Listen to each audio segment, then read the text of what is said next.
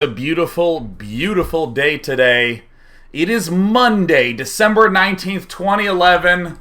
You're done with finals, and it is time for Day 9 Daily number 390, where ordinarily we learn to be a better gamer, but it is Monday, so it's time to dick around. Keep in mind, this is the last Funday Monday of the year. And though your hearts are filled with heavy sighs, cry not. For today we have a topic that is the most classic, canonical of restraints for StarCraft 2. The closest game of all time. Don't put the GG button on top of your expensive iPhone and then slam the GG button, making the screen of your phone the Spider-Man edition, if you know what I mean. Now, there's going to be a little bit of storytelling, a little bit of fun times going in through the daily, but of course I want to congratulate everyone who finished the school year strong, or many of you who have not finished the work year strong because for some reason your work doesn't give you a month off in December and January. Tisk, tisk, tisk. Have to work on that whole correct employer because were I to, I don't know, say, own my own company, my own web TV sort of thing, I would take Christmas off. Probably won't. But we'll get to that later. Very exciting news, ladies and gentlemen. Get ready, get ready, get ready, get ready, get ready. Ha! Forbes selected me in the 30 under 30 for entertainment. Yes! Oh, it's so awesome because my classmate Elizabeth Swenson was also in that list for her unbelievably kick-ass game, The Witch. So fuck yeah, go Elizabeth. We're actually going to go to dinner tonight and party it up and eat sushi before returning back home and playing Dungeon Defenders. Which is a really good game, and I recommend it. Also, I was hugely relieved to find out that it was 30 people in each of 12 categories, so there were technically 360 people, because when I first saw the whole 30 under 30 announcement, I actually just felt nervous, because the last thing in the world I want is something like Mark Zuckerberg, founder of Facebook, Day 9, guy with webcam.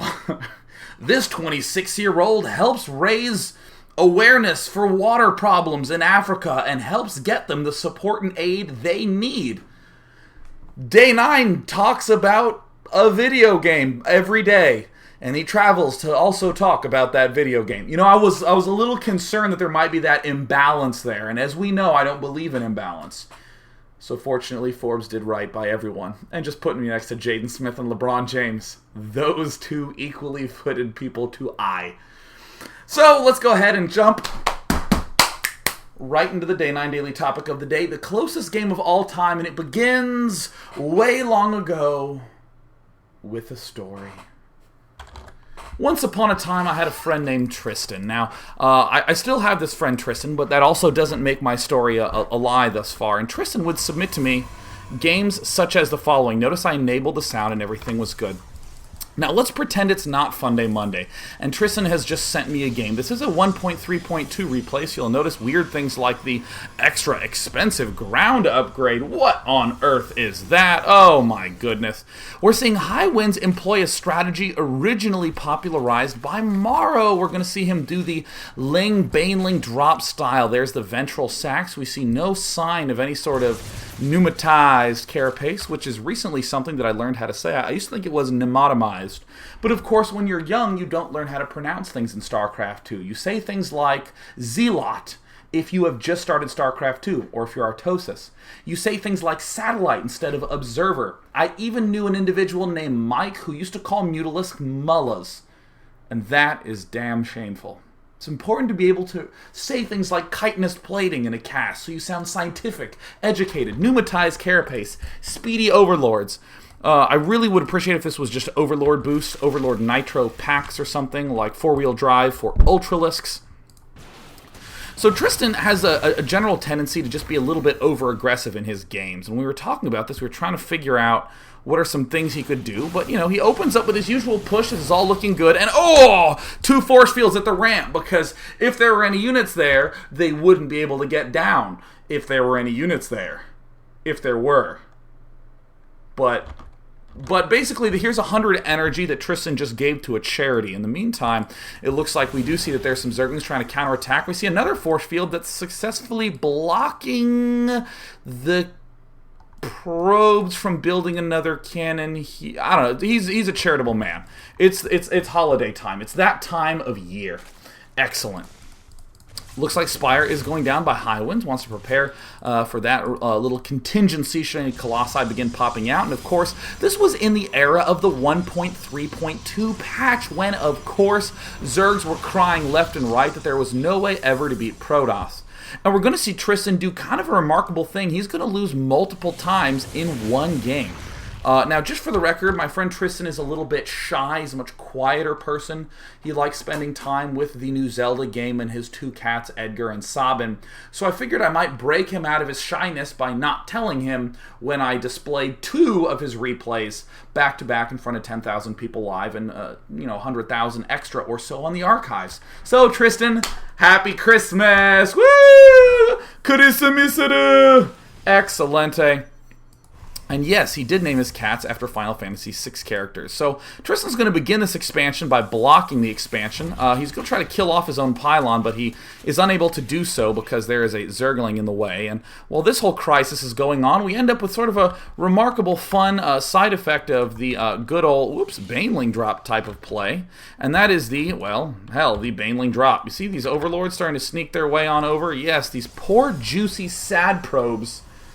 Poor sad probes are going to encounter the wonderful Baneling drop play of High Winds, who, as far as I'm concerned, is some guy. The real story of today's daily is going to be Tristan, because he is the one who inspired me to do this daily. Now, High Winds is going to hang out, as you will note. Does he have the +2 upgrade? Oh, he does. So let me just go ahead and select a Baneling. For any of you who didn't know, 43 damage versus light with a +2 upgrade. You can see that there highlighted in the bright, vibrant yellow. You'll notice that the probes, 20 + 20 is oftentimes less than 43. So let's go ahead and see what ends up panning out here. Oh, Tristan! Oh, God. Quickly, Morphin Stalkers, Tristan. Quickly, expand. Expand, Tristan. Morphin, expand. Morphin,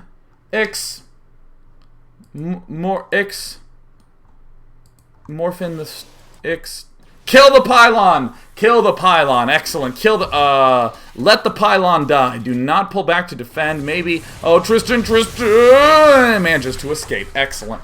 Now, in general, when there's a battle in StarCraft 2, especially in the 1.3.2 days, there was either one player coming out ahead and the other one behind. That's typically how it goes. So when this is happening, all right, guys, take 2 guesses as to who wins this battle. Take 2 guesses. Take 2 guesses. Who's going to win the battle? Oh, gee. Micro to pull back everything. And it looks like neither player actually came out on top, so they're both going to actually go home. That's why I give you 2 guesses, because you'd lose no matter what. Merry Christmas. Well, looks like High Winds is continuing to utilize the 3 hatches because my macro is awful play, which is going to help out because his macro is awful. So we do see, looks like he's going to do a little bit of Zergling play, and he loses 1 Colossus. He's going to try to maybe kill off the expansion, but again, he barely loses. Here's the pylon for reinforcement, and the probe that retreats. And the pylon that sits here, this has gone from a reinforcement pylon to an offensive scout pylon. Now it looks like Mantra, a.k.a. Tristan, a.k.a. my friend, who's somewhat shy, not really, likes to post a lot of his games, but that's fine because he sent this to me in confidence. Tristan is going to be throwing down this expansion here at the bottom right because, again, resources are important in a resource-oriented game like StarCraft. Now, Tristan is going to try to make the big approach into this leftward expansion. He's going to try to kill things off. Oh, and he blinks to successfully kill off some Zergling. He's going to retreat. Excellent. This expansion is now finished. We have a cannon that successfully doesn't quite defend much. He's going to repel everything to that side. The left expansion is going up from High Winds, and a very dangerous moment comes in. The +3 attack upgrade. We do have a Greater Spire en route. Oh no. Oh my goodness, Mantra, a.k.a. Tristan, a.k.a. my dear friend who's somewhat shy and has 2 delightful cats named Edgar and Sabin, I'm worried about you. In that unit station, we see they're about even in 60 to 60 workers. We recheck the unit counting station to see that they're not quite even with 60 to 50, 60 to 45, 48 workers. But that's okay. Tristan going to continue to push. Tristan going to continue to push. Uh-oh. Oh! Ouch. Ugh. Looks like Corruptors plus Zerglings plus Baneling drops equal an entirely neutral battle again. So once again, Tristan is going to just basically blink and retreat. Alright, cool. Cool, we've had them cancel out. We've had the attack with, I guess as Stephen Hawking would call it, an anti-attack. Happening repeatedly, canceling out to produce simply energy left over. But it looks like Tristan, relentless, will be able to not quite another. He's gonna maybe kill off the queen. Maybe he can blink away. The 12 kill Stalker does die. And the game's looking increasingly closer and closer. Now, what is the law of PV? Whatever. PV anything. What is the law? When you are behind, come on, what do you do? What do you do? And yes, that was a good Stephen Hawking reference. Thank you. That's right, Furion SC2. You build Dark Templar. When you're totally screwed in SC2, I mean, if you're Liquid Hero, you might say something like, what clever strategy do I use to pull back into the game? If you're everyone else, you just build Dark Templar. The origins of this statement is, of course, this very game. Tristan, who's basically dying and is slowly more and more dead with each step. We see Broodlord sweeping around the backside. We see some more Banelings. Tristan just builds some DTs. And then suddenly all those attacks that were really, really, really close just turn into a couple of DTs that kill every single base. So, excellent. We're now feeling quite comfortable. It looks like there's going to be a Ling drop in the base by High Winds. It looks like High Winds is also killing off the backside. Oh, and he maybe is going to be able to kill off. He does it. Yeah, Tristan. Tristan, you're losing your main. So, of course, when you're losing, you just morph in more Dark Templar. And the Baneling drops. Wait a minute. Yeah, as a matter of fact, let me come to my unit station. Let me just go down to normal speed. Right when Tristan's feeling good, right when everything's feeling nice and kind and juicy. Tristan! Oh, Tristan, you still have a few more. Tristan. Well, he still is in the probe lead, amazingly. So, it does look like we are going to have our good Zergy buddy High Winds. Going to make an attempt to kill off, well, looks like here the remainder of the probes. We see quite a lot of them there. Trying to make a little poke in does not end up working out. High Winds is going to take this right expansion. Of course, in the production tab, what did you see? I don't know if you saw it. It was kind of fast. It was, in fact, the Dark Templar, because many DTs are being made by Tristan. And then, of course, oh no, in the unit station, we have 50 probes, 31, we have 13, we have 10 probes. Excellent. 32 food versus 57. No one really has any bases. We have the Manor Baneling Nest.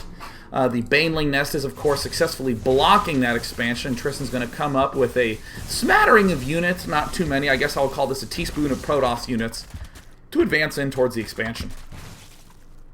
And I was watching this game just by myself with Tristan on Skype, laughing and laughing. Tristan, oh, Tristan, how'd you get into this game? And Tristan just sort of said, and I found that to be pretty satisfactory. We have a 34 versus 45 sort of situation there in the resources. Tristan has to defend his backside here because he only has, well, it's 11 versus 11, so this is good. This is excellent.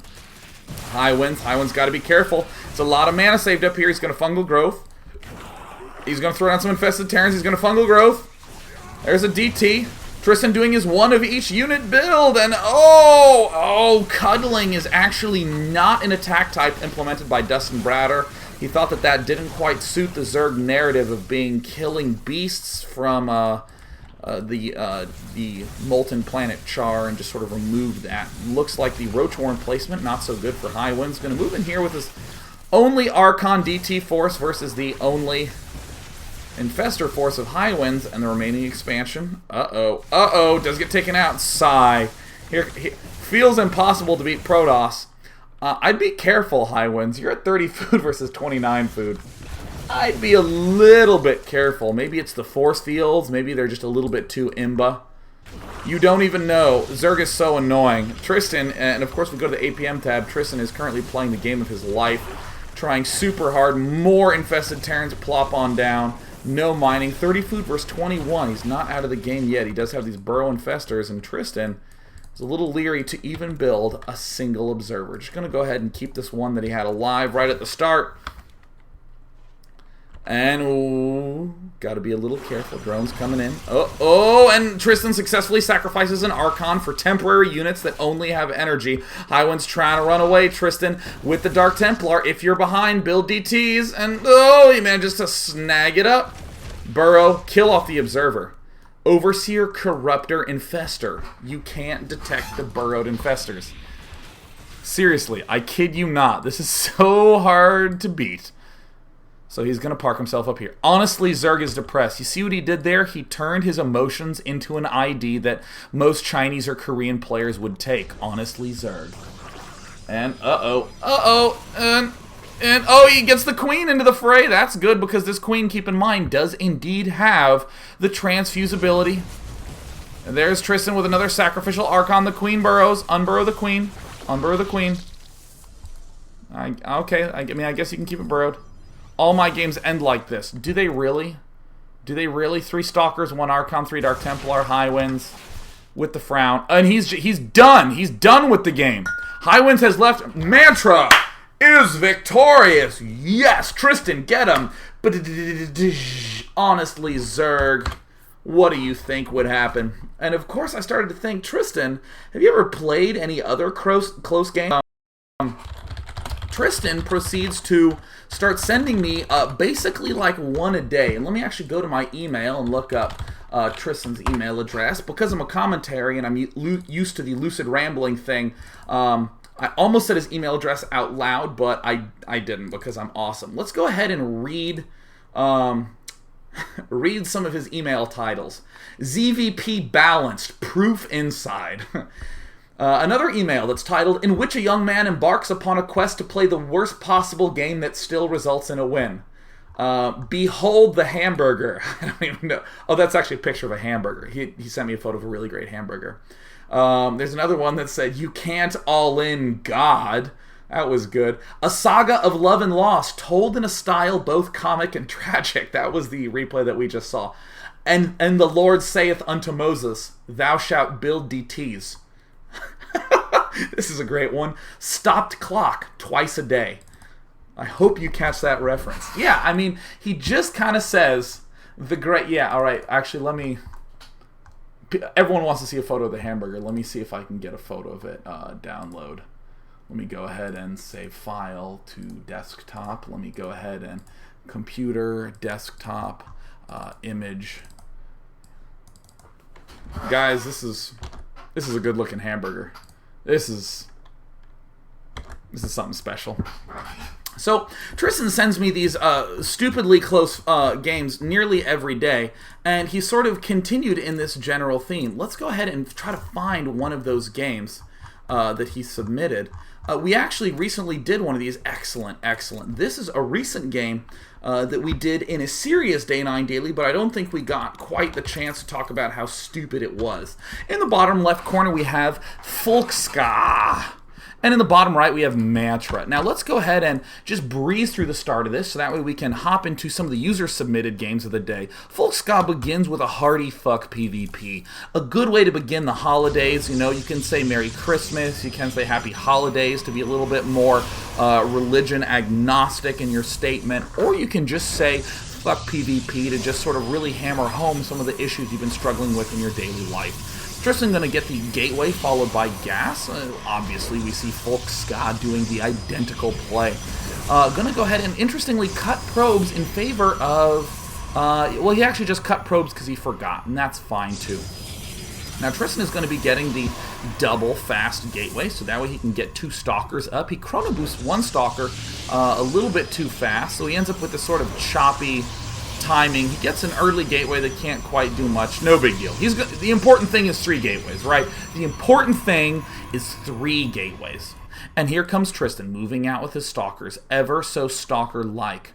Now let's see Tristan. Here's going to come his first assault. He's going to check both the watchtowers. The slithering, sleuthy Stalkers advancing forward along the leftward way of the map, checking everything. Is it time? The trio of terror moving in. The trio of terror. The trio... Tristan, there's a pylon in your base. The trio of terror moving on in. Now, he's got to be careful. 3 stalkers are far more powerful than these 3 units. And it's time to move in, and he's going to poke. He sees that it's time to strike. He gets cut in half, and he's going to target fire the no-energy sentry, which will live without much of a problem. But that's okay, because Tristan does indeed have another pylon here. Another set of stalkers moving in. And oh no, we have 3 fully operational gateways warping in, 3 fully operational units. The second 4 fully operational stalkers march directly into Tristan's mineral patch. Tristan, very at home in situations where there's pylons in his base. Very comfortable, having had hundreds upon hundreds of games of experience of pylons in his base, because he doesn't scout. I hope you see this game, Tristan. He knows exactly what to do, which is to run for the hills with the tail between the legs. Fortunately, Tristan manages to break the front of Folkska and is entering the main base. Probes are following. Folkska, of course, is not used to having units in his main, unlike Tristan, who happens to him every other PvP, and it looks like a single observer is attempting to be built. Tristan, not going to have any of that, will kill it off. Meanwhile, it looks like Folkska has killed off all the operational pylons. The Nexus does stand. Tristan, be careful. Those are your probes. Those are your workers. Now, Tristan is going to regroup in the middle. If we go to the unit counting station, we see that Tristan is a little bit ahead. Tristan, 6 stalkers, 1 zealot, 15 probes, versus 6 stalkers, 1 zealot, 2 probes. Everything looks good for Tristan, right? Well, no, because Tristan, in about 10 seconds, is going to completely forget about the existence of this zealot. Excellent. Tristan moving forward, down to the bottom right. And there he goes. He's moving up. He's moving up. And, oh no, wait, where'd these other zealots come from? Oh yeah, that's right. Folkska has a pylon in your base, Tristan. So he morphed in 2 more zealots. But these probes are going to try to do a lot of damage. Just for the record, note that this zealot is just hanging out. These probes are doing a lot of damage. On the mini-map, we see one completely still, static, reverent zealot doing his usual prayers in the middle of the match. Now it looks like Tristan going to try to kill off these stalkers. It looks like Tristan has a superior stalker count, but he's behind on units. If he can manage to kill off his opponent's stalkers, he'll be able to just micro around, and he gets one. He's maybe gonna get... He shoots the zealot! No, Tristan shoots the zealot. A big biff, a whiff, a misplay, a terrible critical miss strike on his mouse button. But fortunately, he's gonna recoup with that 1 zealot. This is a big benefit of forgetting about your units for long periods of time. When you remember them, it's very much so like the trump card. Well, I guess, I don't know, I guess I have a joker. I don't really know what to say. So there's Tristan. He's gonna try to kill off the stalker, but Tristan has a remarkable ability to micro his units in such a way that they perform even worse than if you had just let them do their own thing with the AI. So Tristan manages to figure out one way to lose his stalker. Here he is. He's gonna try to kill it off. He shoots and he needs to kill off the stalker, and they trade stalkers. Alright, good. Alright, he has 1 zealot with a lot of health. Mantra has 1 zealot with not that much health, but Tristan does have a probe. And they're gonna run Folkska with the appropriate lull. And of course, so Tristan just goes back to building a probe in his base. But of course, Tristan doesn't want to spend that chrono boost. He might want to save that. I don't know, for instance, if he wants to get air weapons level 1. So he's gonna keep that stocked up in the base. Good. So here's Tristan. Alright, moving on back. Mine the minerals. Mine the minerals. So Tristan now at full health. Running by. Nothing back here. Here it comes. Alright, and there is a... Is there another probe getting built? There is. No chrono boost. Again, who knows when we'll be building carriers. Another lull from Folkska. Tristan, with the micro. And now he has 2 probes. And it's time. It's time, ladies and gentlemen. Tristan engages in the fight. We can see the opponent has more health. Tristan tries to micro, but successfully is taking more damage, again, than if he had simply left the zealot alone. And there's the fight, and Tristan... Ugh! Closest game of all time is today's Funday Monday topic. Ladies and gents, the closest game of all time. Before the break, let's go ahead and hop into another game submitted by a gentleman named Kill or Die. It could be a lady, but that just doesn't seem particularly ladylike. So let's go ahead and hop into that game. Excellent, excellent. And of course, I would like to give an extra special shout out to Tristan for inspiring me to do this very topic. There we go, there we go, here we go. Now, I will say there's going to be a little bit of instability. If it lags in your stream, don't worry, because we have to load up an older version of StarCraft 2. Why is that? Because epicness comes across all versions of SC2. It is not only since the recent patch. That is correct. We have Kill or Die. In the bottom left, we have T-Tog-Ho. T-Tog-Ho. Or T-T-Og-Ho. Either way, the important thing is that his name ends with Ho. So, an interesting proportion of games in today's daily are going to be 6 pools. So we see T-T-Og-Ho, or I'll just call him the Blue Ho, up in the top left. Kill or Die, the Zerg. Going to try to open up with something a little bit standard, a extractor followed by pool. Makes sense with the open spaces we're given on Tal'Darim Altar, because of course Zergling speed will play an important role in that. Don't want to get too many roaches. The Blue Ho up in the top left going to come right out with a big Ling smack at the start of the game. Feels much like a backhand, except instead of knuckles, it's Zerglings. Going to move right on in. We see 6 Lings followed by 6 more Lings. So that way you get the taste of what a 6 pool and what a 10 pool feels like. There comes the Zerglings. Uh-oh, moving on in. Here comes the Lings. Oh, Kill or Die. Instant reaction. Gonna try to take everything out. The slaughter has begun, and it looks like the Zerglings come out behind until the drones start killing their own hatchery. Ugh. Kill or Die. Quite the misclick, but again, round 2 coming up. Kill or Die, gonna begin by building a spine crawler, preventing him from having enough money to build the Zerglings that he'll need to hold off this attack. Oh no, oh no, oh no, oh. And this is a real tragic moment when we see that spine crawler gets canceled.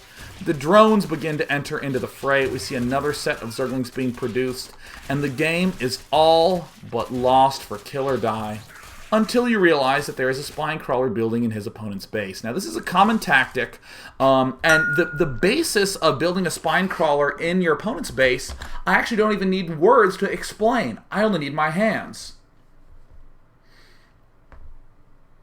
Right? How many of your strategies involve these 2 hands, right? Not necessarily hands on the mouse and keyboard, but hands in the air next to your ears going, I'm building Dark Templars because please God don't have any detection, right? One of these like, please do not see the spine crawler in your base. Please, please do not see it, right? This is a common basis of strategy. Now, here it comes. What? 6 pool, here comes Kill or Die. A great follow-up, a good transition into, I hope to God he doesn't end up seeing my spine crawler. A transition from that, an excellent one is to just basically build a unit in his base, right? We want to try to get him typing, and uh-oh, Queen versus spine crawler, who wins? Who wins? I'll give you a hint. I'll give you a hint. A poorly microed queen is not one. Cheeky bastard.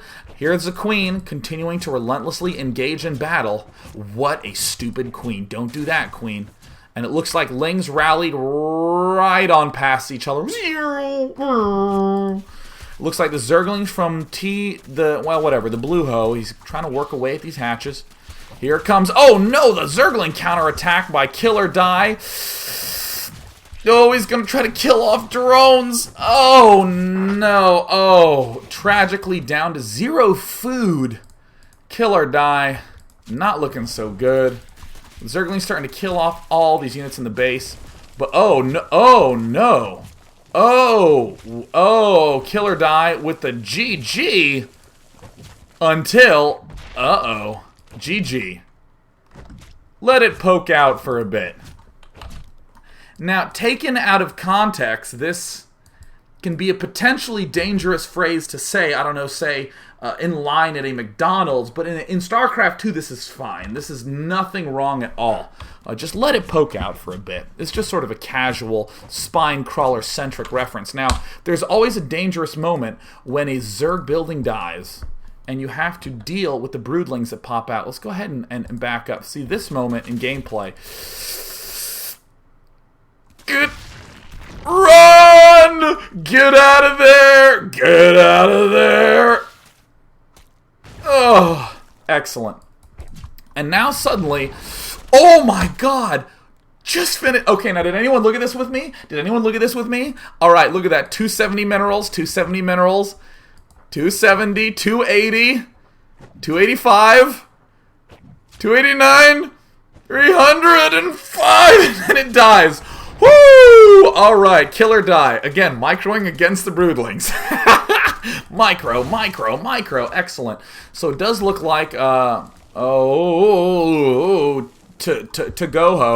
is going to go ahead and immediately rebuild that hatch. Woo! Doesn't want to end up losing all damn units. So, oh no, it looks like he did not end up properly retreating against that hatchery. Damn it, so he did lose a good portion of lings. Gotta be careful, though. Find my last building, says kill or die. Now, for any of you who don't know what that means, this is the last building. He's being revealed. There's the heart and the neutral face. Quickly, unburrow, micro the spine crawler. Excellent. Thank God we were on creep. Now burrow until we realize that we're actually losing health unburrowed. So we're going to go ahead and move out here. All right, seemingly. Killer Die's been at no of 24 for a while. Spine count is building. And attack the spine crawler. It's at 140 health. 100, 75, 50, 40, 37, 32. He needs to just quickly attack. Quickly, turn around and attack. He doesn't know what to do. He's at 31 food. Okay, return the minerals. Build a drone. Build a drone. Maybe if we return these minerals, we can get another drone. He's poking at the drone. He's poking at the drone. Kill or die is he's poking at the larva. He doesn't want anything else being produced. Very high building micro going on by kill or die. I mean, if he builds an extractor over here, then this spine crawler is forced to slowly die. He just needs to build. He just build a spine crawler over there. Where did the zergling come from? No, he's pulling. He's gonna attack. He's gonna bring it down to 19 health. Okay, you have. He needs. Oh God, he loses the drone. He loses and.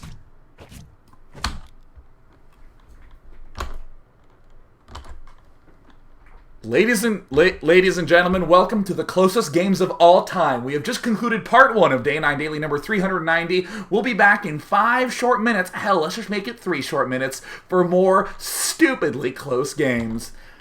Ba-dum-bum-ba-da-dum-bum-bow.